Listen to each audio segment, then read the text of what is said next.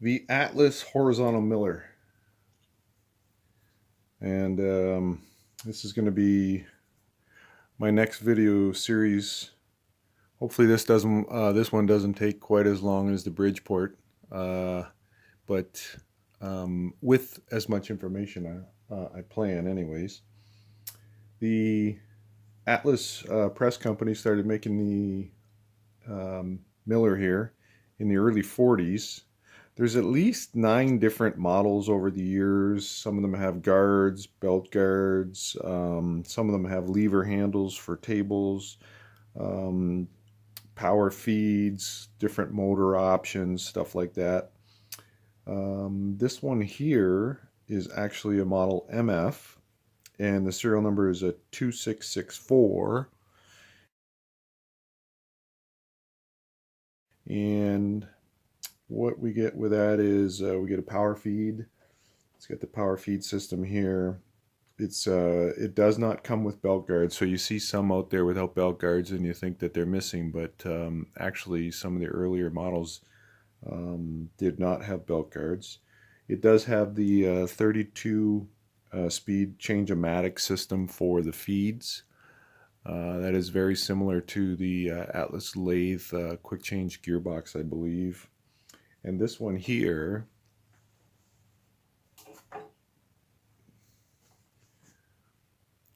actually has a coolant pump that goes in the back of the casting.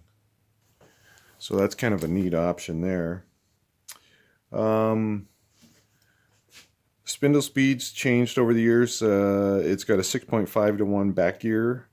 And they started out, they had 16 speeds, they dropped down to 12, then they went down to 8, and roughly ballpark is 50 RPM up to 3000 RPM. And this particular model would have seen would have been 12 speeds, which means it was post 1945. And so those who have seen these before and studied them or have them would see that there's a bunch of stuff missing here. I do have the screw for the table. I got a few other miscellaneous pieces. It wasn't quite a basket. It was more of in a box. So yeah, table's missing. The handle here for the back gear or high speed is broken. Some of the stops, or the gib locks, I should say, they're missing. Some of the tags are pretty good here. I'll show some pictures of some of that stuff. So yeah, and like I say, right now the plan is I want to do all the mechanical stuff, much like the Bridgeport, do all the work that I can, source all the parts or make parts and get it functional and complete as best I can. And that just forces good mechanical repairs. And I don't think this would be a scrape job. I'm not necessarily looking for,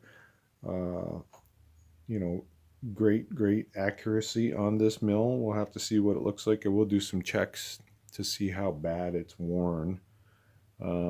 Check some geometry. So yeah, it's Miller time, and hopefully we'll get some interest in this project. And as with all my videos, as they come, and I still do actually work for a living, and we'll just see how this one goes. I've pulled a bunch of information off the web and just started going through and identifying parts that are missing, stuff like that, that I need to source and or make. So it's rough,